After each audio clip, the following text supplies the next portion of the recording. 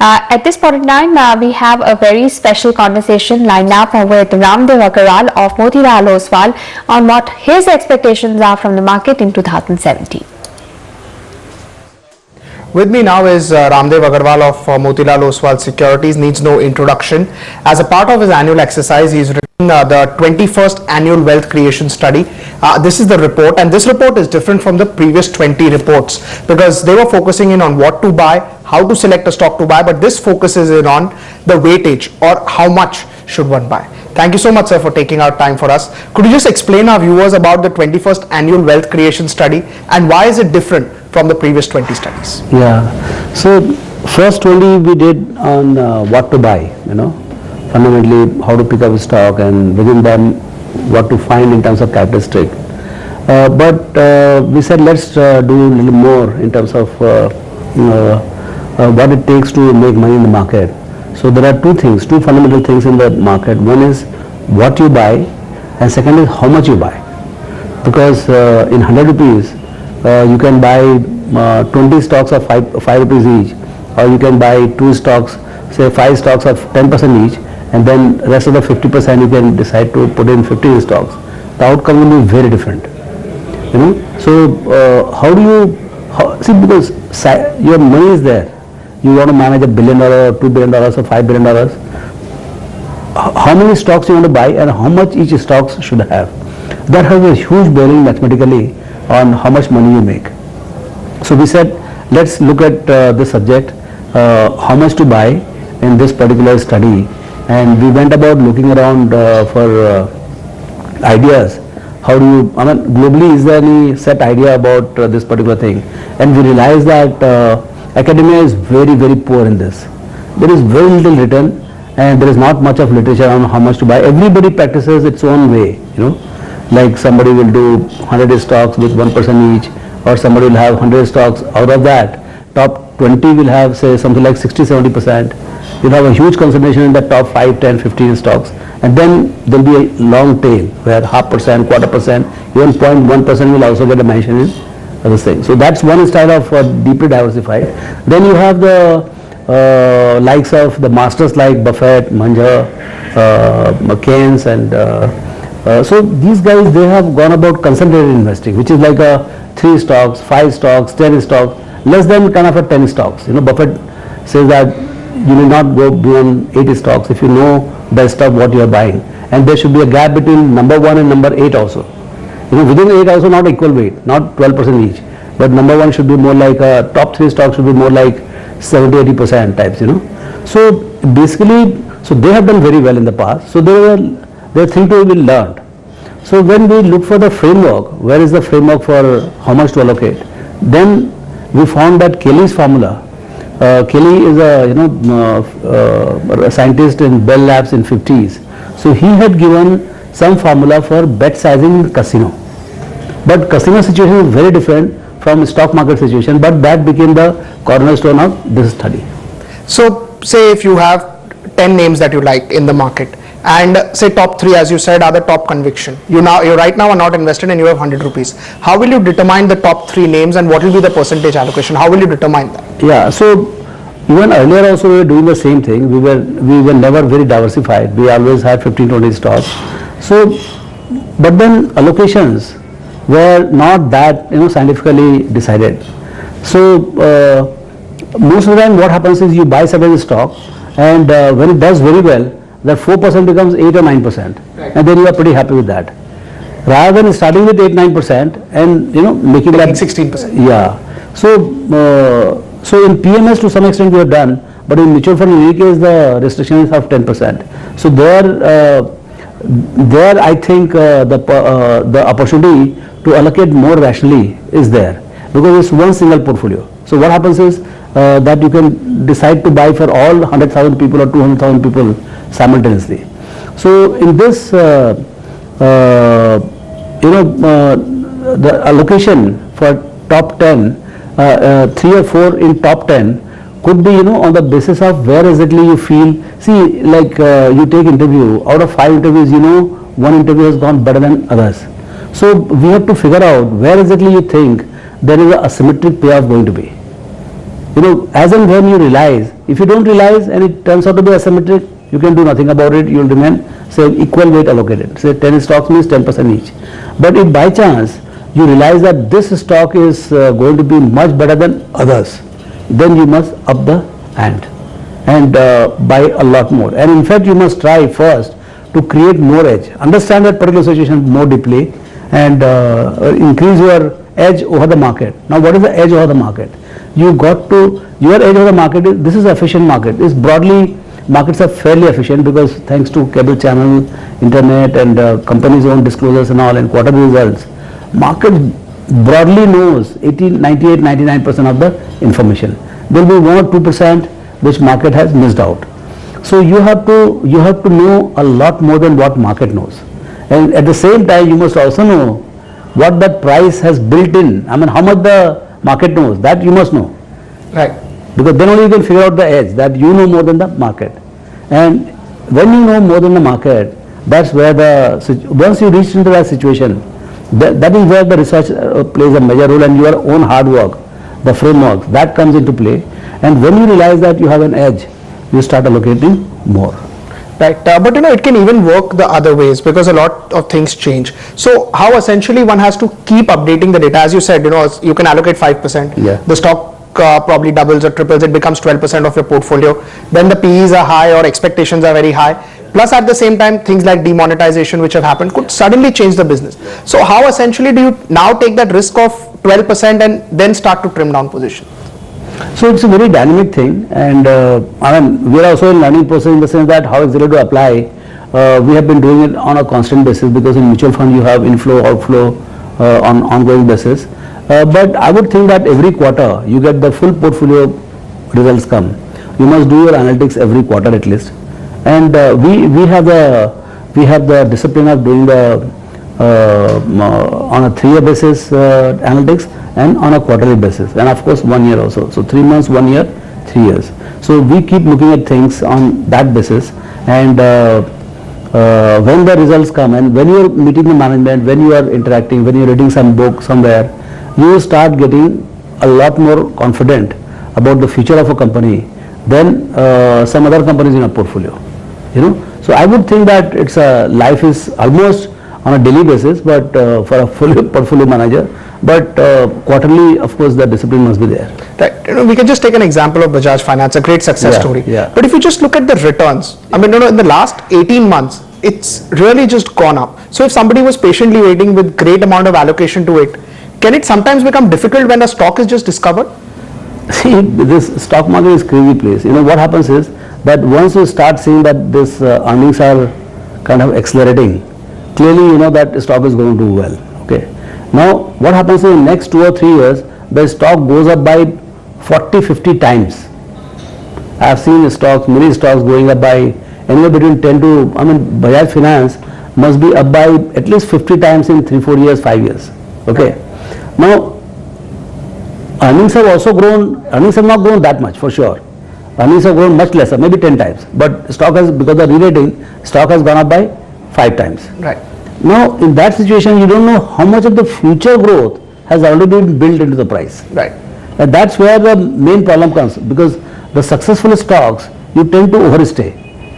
And actually, despite good performance, it underperforms because the expectation built is much higher than what it performs. Say, stock company does 30% growth in the earnings, but actually in the price, you are expecting 70%. So 30% is far lesser than what market was expecting, and hence the stock will not do well, and you will suffer, your portfolio will suffer. So your own success becomes a curse.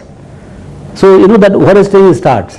So howsoever vigilant you are, when to sell comes into play, but then at the end of it, if there is a second lease of life, because company is growing at 30-40%. So one the rule we have is, don't come in front of a speeding truck. If the earnings are growing at 30-40%, even if it is slightly expensive, in a year's time, 6 months' time, these stocks will correct itself, and then they'll find new wave of growth. So have some patience and wait for the stock to correct and get again pace with the earnings. So I would think that it's a very challenging work. In a situation where you are successful, where you are unsuccessful, actually things are much easier. You can say, okay, this is not working for me. Let me, in next 6 months, 1 year, 2 years, whatever holding period. And after that, if your hypothesis is not working, you can move on to the next one. But the one where it has worked and worked brilliantly, I think I have personally suffered a lot in overstaying in a lot of stocks, and many people are, kind of holding a lot of stocks of theirs which are hugely successful in last 10-15 years, hoping that same kind of repeat thing will happen in next 10-15 years, and they just hanging on. I'm a real estate. I think it is 10x or 15x in Delhi or Mumbai or many places. A lot of people are hoping that same kind of repeat thing, say something was 10,000 rupees, that has become a lakh rupees per square foot. Now they are hoping that a lakh rupees will go to 10 lakh rupees, which is just not going to happen. I mean, for ages, maybe 10 years, 20 years, it might be a history. Right. So, whenever we've done the value creation theory or the wealth creation theory, one of the key things is that don't hold on to your mistakes, because they just tend to go down and down every time. So, it works exactly the other way around as well. So, there are two types of allocation mistakes. One is of course, you don't buy enough, or you buy the bad stuff a lot. So, that's a fundamental mistake. But second is overstaying and understaying. Right.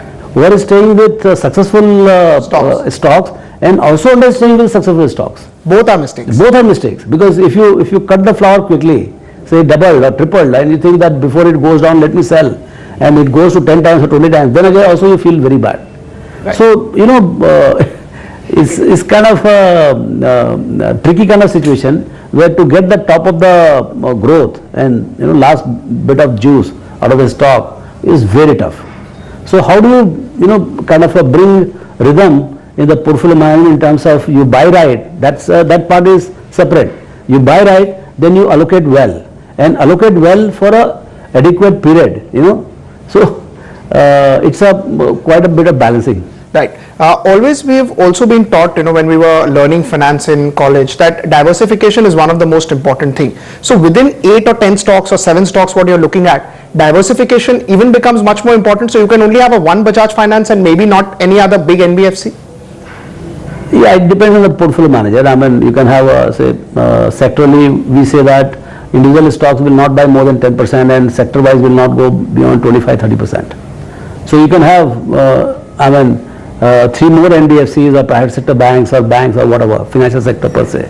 So because all of them are tied almost like whatever happens to the finance sector. So you can have diversification within a sector, and as far as diversification is concerned, as per theory, beyond 15 stocks, 80-90% of what could be diversified gets diversified. Beyond 20 stocks, even if you go to 100 or 1000 stocks, your gains are just about 1 or 2%. So there is no point in making a huge portfolio of more than 20 stocks. Maybe even with 20 you may not be able to do a good job. But as an individual, because portfolio management is a very individualistic effort, as an individual, you will most likely you are going to do a better job with 20 stocks than 40 stocks, isn't it? Right. It's simple kind of situation. So my sense is that if you have 15 to 20 stocks, and you will get a lot more time, and individually you can think as an individual about the outcome of every single stock, and hence your analytics, the moment your analytics are saying, or you are feeling yourself that this stock is going to do very well, create an edge, learn a lot more, and then bet big. That's the basic. This is, there are formulas you have seen, BP minus Q divided by B, so upside multiplied by the probability of upside, right, minus downside divided by odds. So basically, this is it's very simple formula, but when you look at it, because what happens is, what is Kelly saying? See, Kelly, in a customer situation is about the probability as well as the payoff. Whereas in the stock market, neither the probability nor the payoff.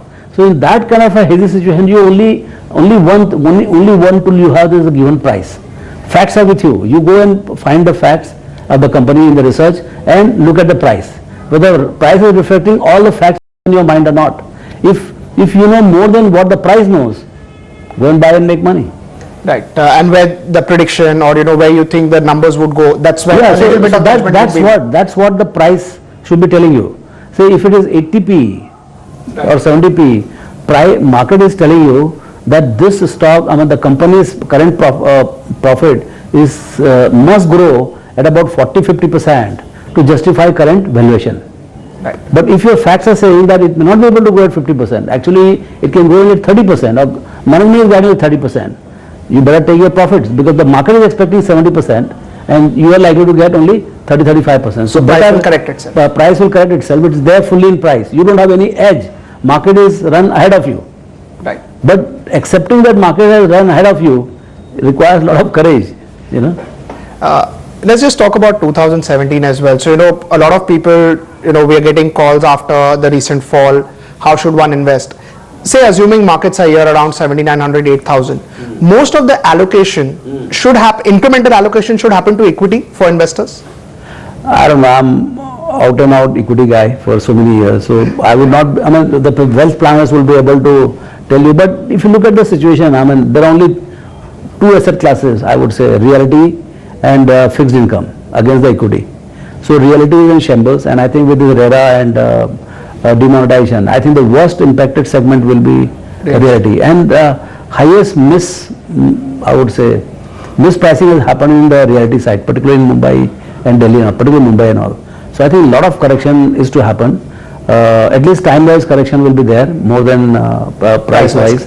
So, I mean, as I said, 1,000 rupees has gone to 10,000 rupees or 10,000 rupees has gone to 50,000 rupees. Now you don't expect the same 50,000 rupees per square foot flat can go to 2.5 lakh rupees in next 10 or 15 years also. So in that kind of situation, one has to be very cautious on investing, because cost of investing in realty is very high. The fund manager's cost, the fraction cost is very high. 3-4% is definitely there. So I don't think people will do very well investing in realty per se. I mean, they will not make extraordinary returns. Gold in any case is in bad shape. Fixed income, now interest rates are like 5-6%, that to pre-tax. Right. So getting 5% post-tax is also becoming difficult. Whereas in equities, the depressed prices are the best time to start for investing. Your chances of making superior return increases as the price levels go down. So as you said, I think this is the time to start investing in equities. If somebody has never invested in equities, at least start allocating 20-25%, 10%, 15%, 20%, start learning the process. Right now, I would think that whosoever invests now for a minimum 3 years, if not for 5 years, I think in 5 years, they have a very high probability of not losing anything and making at least 15% compounded. I mean, double their money in next 5 years. The probability is very, very high. Right. See, earlier also we were always talking about 15% returns, but now 15%, assuming that fixed income is 5 to 5.5, becomes even more superior? Yes, I mean, because see, ultimately you have to look at what happens is that nominal interest rate is say 5%. So if you're getting 5%, you're getting real interest rate or real gain, real wealth creation is just about 0%. Whereas if it is even 15% in equities, your real income growth is as high as 10% compounded. In 7 years you will double. Here in perpetually you will never double. Right. So because your 5 minus 5 is 0, whereas here 15 minus 5 is 10. So I think equity always has been great, but the risk appetite, people are scared of fluctuations, that it will sink. One of the things about equities is that there are a lot of junk equities. Let's not forget that. Okay, that much junk real estate and that much junk gold is not there. You know, I mean, equities is particularly known for a lot of junk stuff, and time is friend of good equities, and time is equally big enemy of bad equities. So make sure that you are not saddled with bad stocks, non-quality stocks, and that's where the making sure that you buy quality, and there is enough quality stuff available. I mean, 70-80% of the market cap is of the quality companies, but people to buy cheap, they end up buying some the remaining 30%. Yeah, so that's the main problem. I mean, they must avoid that. So once you are able to do that, and if nothing else, your indices are also made up of very high quality companies. If you buy just the indices with the ETF and low cost index funds, I think you should do well. Right. Let's talk about what's going into 2017. So with the last 45 days of whatever problems that we've seen, FIS selling, do you think chances of positive returns in 2017 or second half of 2017 are much higher now? I would think so. I mean, see, it is almost impossible to predict. I mean, you see our tape last year what you recorded. Everybody is wrong. At least I am 100% wrong. That we raised the hope of making 12, 15%, 18%. I mean the index is, I think, year on year negative. Just negative. Just about negative. It went below this thing. So I think there would be hardly somebody who by chance is right. So everybody is wrong. So I think if you ask me, I'm right now definitely we are starting with slightly depressed times, and since everybody is very negative about the market, I feel the second half and the overall results for the year, it will not be disappointing. I think a lot of good things are happening in the world economy, and world economy is recovering. We're talking about 3.5% growth for US, 6.5% for China. India is also equally big growth economy right now, slightly below 7%, but 7.5%, 8%. Government is trying continuously to increase the growth rates. So I think commodities are recovering.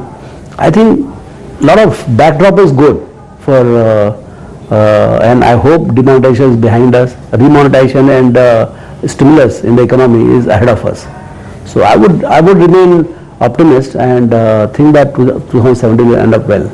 Right. In terms of sectors or stocks that have not done well, NBFC is one space which again people were very bullish on. They did very, very well before demonetization, and after demonetization you're seeing sudden selling. Is that just because of flows, or do you think there'll definitely be some problems in operations of these companies? No, operations, I mean, of course, demonetization has hurt to some extent the immediate collections in 30 days basis, 60 days basis.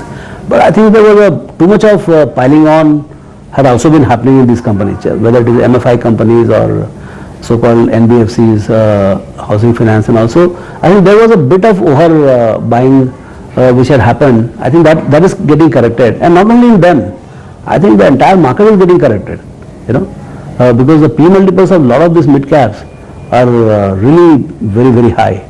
So that correction is on, and hopefully, once the correction is over, then the same companies will do well. And I think 2017 will also see re-emergence of some new sectors. Right. People's attention are one side, and emergence will happen from some other side. Right. Even demonetization per se will bring up a lot of sectors, a lot of organized business which were not doing so well earlier, but probably FY18, FY19 could be great years for those sectors or companies. I think whatever we have seen so far in the early recovery, if you see, say, Maruti is coming back, all the car companies are not doing that well, So my sense is the companies which are better organized, which are bigger, which are much more stable, proactively they can tailor to the needs of the time. I think the well-organized companies will come back. So the quality will do better. A lot of unorganized companies or smaller companies, they will fall on the wayside. And if GST also comes, so you see a lot of consolidation happening, and competition become consolidating into well-organized retail players. Right. You've always been one of the few investors who have liked organized retail play. Just let's take an example of Havells. We spoke to the management. Now they told us after demonetization, yes, there has been a slowdown, but inquiries have started to pick up. But at the same time, even they were unable to judge that what is the sort of impact of unorganized market. So do you think Q3, Q4 numbers or maybe Q1 numbers of FY18, that's when your good organized retail business could do very well, or we'll have a clear picture of what will be the growth outlook there? I don't know. I mean, the first time we're going through demonetization. See, I think it all depends on the pace of remonetization. How fast the system gets demonetized. If it gets demonetized by say end of January, I think even in February, March, you might see a much more vibrance. Because there is, nothing else has changed except for the liquidity in the hands of the retail people. Whether it is a village, where it's tier 2 towns, tier 3 towns, or the larger denomination like 2000, so illiquidity is there. So the purchases get deferred because of that. But I think largely that should be sorted out in the next 30 days. Once that is done, then I think the way we used to feel before November, there was almost a bull run kind of thing, all the automotive purchases. I think that will come back with vengeance. Whatever deferred 2 months purchases are there, what is durable purchases, they will come back. I think a lot of stimulus in terms of a lakh crore or something in laundering, what must have come in the hands of a lot of people, that will come with a high purchasing power kind of situation. So it looks that post-January, or maybe starting from January itself, we might see a V-shaped kind of recovery. Right.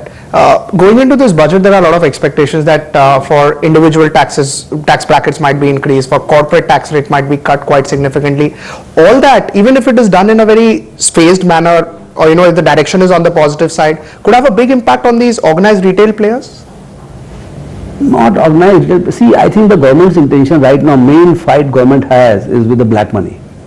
Okay, so they have tried the, they are trying the stick, and they must keep on with the stick. But I think how much carrot they can do. See, cost of evasion has to be increased. Okay, so there are two ways of increasing the evasion. One is by stick. You find the guys, punish them, put them behind the bars, punish them, whatever you do. Second is just lower the tax rate also, and rationalize it. Make the life easier for them to pay and kind of get away with that. So, I mean, you can never eliminate 100% of these crooks, but can we win over 40, 50, 60%, 70% of the people and get better tax compliance and better, spread of the compliant people and increase the tax to GDP. I think real challenge, I mean, I don't think India's story will ever take off unless our tax to GDP goes up. Whether it happens by stick or whether it happens by carrot or happens with the both of them. So unless your tax to GDP climbs from 10.5%, 11% to more like 14, 15%, it will be very tough for the government to muster enough resources to pay for the infrastructure and all. Right. Just a word on pharma and IT, and I particularly want to ask this because they don't get impacted by demonetization or remonetization so much, particularly, especially IT, and valuations over there have also corrected. So right now they are just, because markets are subdued, you're seeing selling pressure, they may bounce back for one or two which have US FDA problems, of course not them. But apart from that, do you think these are sectors which are now looking attractive? Clearly, I mean, looking at the valuation there and there's a lot of confusion.